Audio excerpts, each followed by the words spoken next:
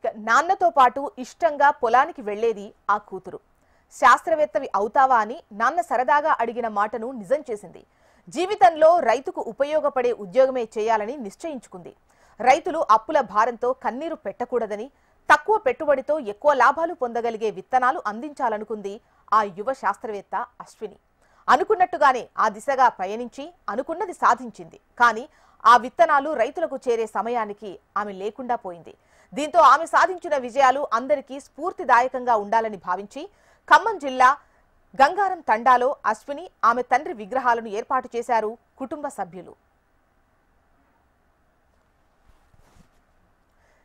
గత ఏడాది సెప్టెంబర్లో వచ్చిన భారీ వరదల్లో 2 నిండు ప్రాణాలు కొట్టుకుపోయాయి.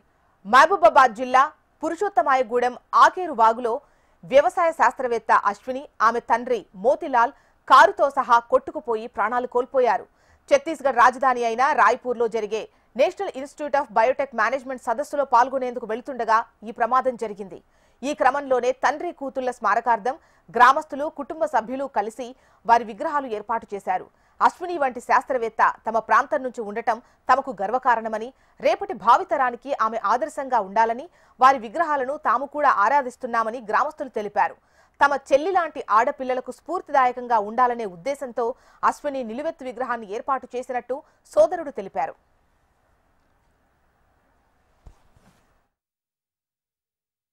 చెల్లి పేరు అశ్విన్, సైంటిస్ట్. నా పేరు అశోక్.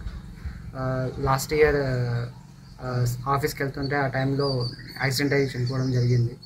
సో మేము చాలా మిస్ అయినాం. మాతో పాటు మా ఫ్యామిలీ మెంబర్స్ చాలా మిస్ అయినాం. సో వాళ్ళ జ్ఞాపకార్థంగా ఏదో ఒకటి చేయాలి అనుకున్నాం. ఆ ఆలోచనలోనే ఒక టెంపుల్ కట్టాలి, ఆ టెంపుల్ కట్టి విగ్రహాలు పెట్టాలి అని అనుకున్నాం. అదేవిధంగా గుడి కట్టించి దేవుళ్ళని ఎలా అయితే ప్రతిష్ఠ చేస్తారో అదేవిధంగా అటువంటి పూజలు చేపించి విగ్రహాన్ని ప్రతిష్ఠ చేయడం జరిగింది. ఇది కట్టడానికి ఒక మెయిన్ రీజన్ ఏంటంటే వాళ్ళని చూడంగానే అందరు మోటివేట్ అవ్వాలి. అదే వాళ్ళు చాలా కష్టపడ్డారు. వాళ్ళని చూసి చాలామంది ఇన్స్పైర్ అవ్వాలి, మోటివేట్ అవ్వాలి. మా చెల్లెలకి చాలామంది పిల్లలు కానీ ఆ స్థాయికి వెళ్ళాలి, మా ఊరు ప్రజలు ఇంకా బయట వాళ్ళైనా సరే. సో అనుకొని చేయడం జరిగింది. అదేవిధంగా గుడి పెట్టాం. ఇక్కడ పూజిస్తూనే ఉంటాం ప్రతిరోజు పండుగలప్పుడల్లా.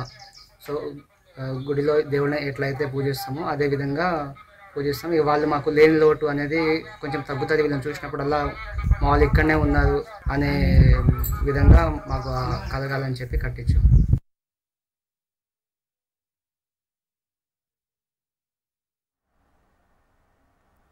చిన్నతనం నుంచి అశ్విని చదువులో చురుగ్గా ఉండేదని ఆమె సోదరుడు తెలిపాడు.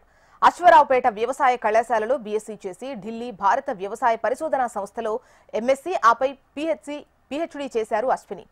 అన్నింటిలో బంగారు పతకాలు సాధించి ఆపై రాయ్పూర్లో విత్తన పరిశోధనాశాలలో శాస్త్రవేత్తగా చేరి 40 వరకు పరిశోధనా పత్రాలు సమర్పించింది.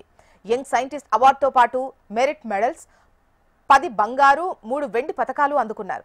అనతి కాలంలోనే వ్యవసాయ శాస్త్రవేత్తగా మంచి గుర్తింపు తెచ్చుకుంది అశ్విని. కానీ అనుకోకుండా జరిగిన ప్రమాదంతో మన మధ్య లేకుండా పోయింది. దీంతో తన పేరు చిరస్థాయిగా గుర్తుండాలని, తను చేసిన పరిశోధనలకు ఆమె పేరునే పెట్టాలని Indian council of agriculture research ప్రకటించింది.